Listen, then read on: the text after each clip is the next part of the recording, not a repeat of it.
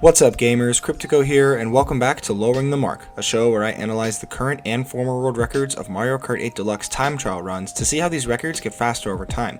We'll look at elements such as the loadout, racing lines, and mushroom usage to better understand what's bringing these times down. If you haven't already, please consider subscribing to my channel and hit the notification bell to be the first to know when my videos go live. For today's episode, we're staying in the Special Cup and going back to the Season 2 premiere for the slower version of that course, Cloudtop Cruise at 150cc. On April 30th, 2017, the world record for this run was set at 2 minutes 3.825 seconds by French player Linkos. Fast forward to a couple months ago on August 19th, 2021, and the record now stands at 2 minutes 0.215 seconds thanks to the Japanese player Shira Nui. That's a 3.6 second difference between records and a 2.9% faster time. Our former world record holder Linkos has only broken 5 world records on this course only and has amassed a reign of 1 day holding at least one world record. Our current world record holder Shira has only broken 4 more records than Linkos, but it was across 5 unique runs and has spent nearly 150 days holding at least one of his 3 current world records. At pre-release, the world record was right around a 2:05, but it quickly got down to 2:03, mostly thanks to Linkos and Dutch player Danny. He would carry this momentum all the way under 2:03 and dropped another half second off his best time. At that point, a few Japanese players came along and beat Danny's time by over 1/10 of a second.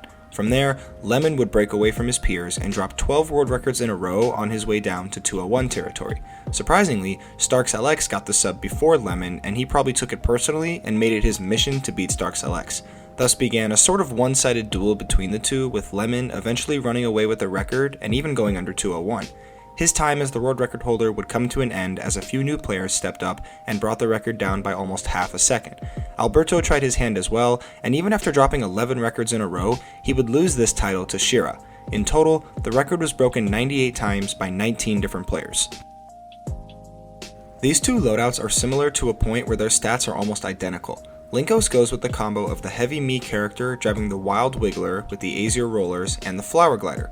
Shira also goes with the Wiggler and Azure Rollers, but with Waluigi behind the wheel and the Paper Glider instead.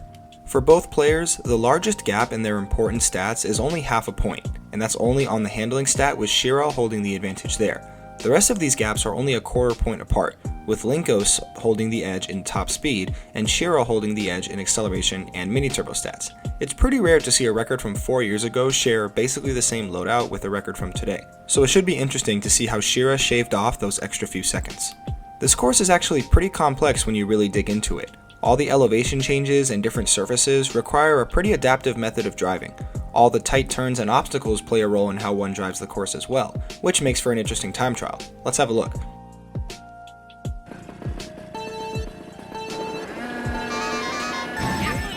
Linkos starts off the race with a rocket start and quickly gets a mini turbo before drifting off the first ramp and grabbing the jump boost on the bounce pad. When he lands, he grabs a normal mini turbo before hitting the next 2 jump boosts across this little shortcut. After that, he goes wide on the next bank turn to grab a few coins and charge up a super mini turbo to close out the section. Shira uses his first mushroom right out of the gate and also gets the quick mini turbo before drifting off the ramp and grabbing the same jump boost. When he lands, he chains a quick mini turbo with a super mini turbo. After that, he grabs another quick mini turbo before rapidly bouncing off the pad and hitting the second jump boost off the ramp. He'll close out this section with the same super mini turbo as Linkos. Since he used his first mushroom so early, Shira has jumped out to a lead of 1.2 seconds going into S2. Linkos grabs the jump boost and chains 2 normal mini turbos before fast glidering into the cannon. Once he lands in the sky, he'll charge up a mini turbo around the first turn, chain that with another mini turbo off the zipper, right across the zippers, then chain 1 more mini turbo before making it onto the glider ramp at the end of this platform.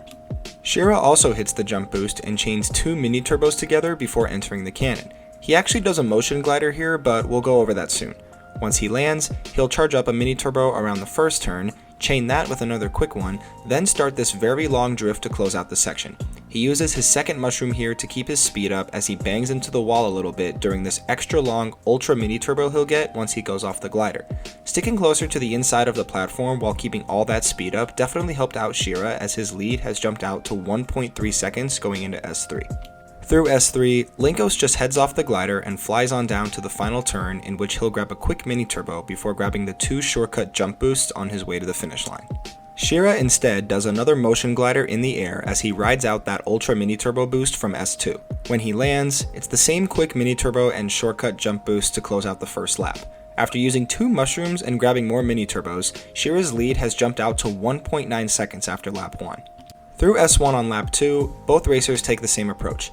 They grab a quick mini turbo before the first ramp and drift off of it for the bounce pad jump boost. Once they land, they go tight around the next turn for the quick mini turbo and hit the same 2 jump boosts through this shortcut. On the bank turn, they stay close to the inside and still grab a super mini turbo to close out the section. Likely due to Shira's higher mini turbo stat and better driving, he leads Linkos by over 2.3 seconds at the end of S1. In S2, Linkos grabs the same jump boost and quick mini turbos on the airship and fast gliders into the cannon. When he lands, he grabs the same mini turbo around the first turn and goes on to grab a few more, but hits the zippers differently than he did on lap 1. Either way, it all ends with him about to hit the glider ramp after 3 more mini turbos. Shira also hits the jump boost and grabs 2 quick mini turbos before entering the cannon.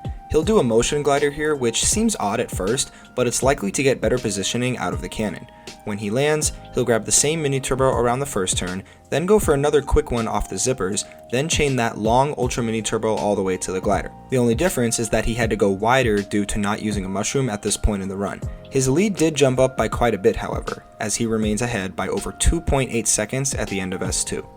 Linkos just heads off the glider like so, and when he lands, does the same quick mini turbo followed by 2 jump boosts to close out the section, but not before using his first mushroom right before the finish line. Now let's take a look at this other motion glider by Shira. Just after getting the boost of the ultra mini turbo, he pauses the game and turns on motion controls before unpausing and angling his controller so that Waluigi is perpendicular to the ground. That allows for better air handling as he rides out the boost of the ultra mini turbo. When he lands, he'll grab the same mini turbo and jump boosts like he did on lap 1 to close out lap 2, now ahead by nearly 3.2 seconds after outsplitting Linkos by 1.2 seconds. Through lap 3, both racers stick to their lap 2 approach with little changes near the end. Both Linkos and Shira hit the first few turns with quick mini turbos on their way to the 2 jump boost shortcut before the bank turn heading onto the airship. Once aboard, they grab 2 quick mini turbos and fast glider their way into the cannon, with Shira hitting the motion glider again. Once in the clouds, Linkos uses his second mushroom and drifts around the first turn, while Shira strategically positions himself for a few quick mini turbos followed by 1 long ultra mini turbo before the glider. Once both racers hit the air, they glide on down for 1 last leaf shortcut before using their last mushroom to zoom right past the finish line, with Shira posting a time that was over 3.6 seconds faster than Linkos' former world record. So by hitting more mini turbos, taking better lines, and taking advantage of 2 different motion glider tricks for each lap, Shira was able to push the record ever so closer to that elusive sub 2 minute time, but sadly, it might not ever get there. Usually this is the part where I go over the best known splits, but someone told me that for this course, they really don't matter because of pace locks and nobody was keeping record of them anyway. It's lame, I know, but it's nothing I can do about it, so we're just gonna skip this part. The absolutely diverse worldwide top 10 consists of 2 national and continental record holders. Shira sits at the top, Nasuno sits just 3 100ths back at number 2, and Alberto is repping Europe in 3rd. Japanese players Okina, Rani, and Kai go 4, 5, and 6, separated by only 1/10 of a second. Fellow Japanese players Ni, and Raibi go 7 through 9 and only share 4 100ths of a second in separation. And rounding out the top 10 is another Japanese player named Konkon. This world record is really competitive, and with the top 3 players being separated by less than 1/10 of a second, there's really no telling who's going to break it next. Could be Shira, could be Alberto, could be Nasuno, or someone completely unexpected.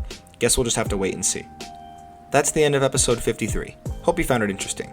If you enjoyed this video, like and share it with your friends, and comment on which course you'd like me to analyze next. Don't forget to subscribe, and I'll see you guys in the next one.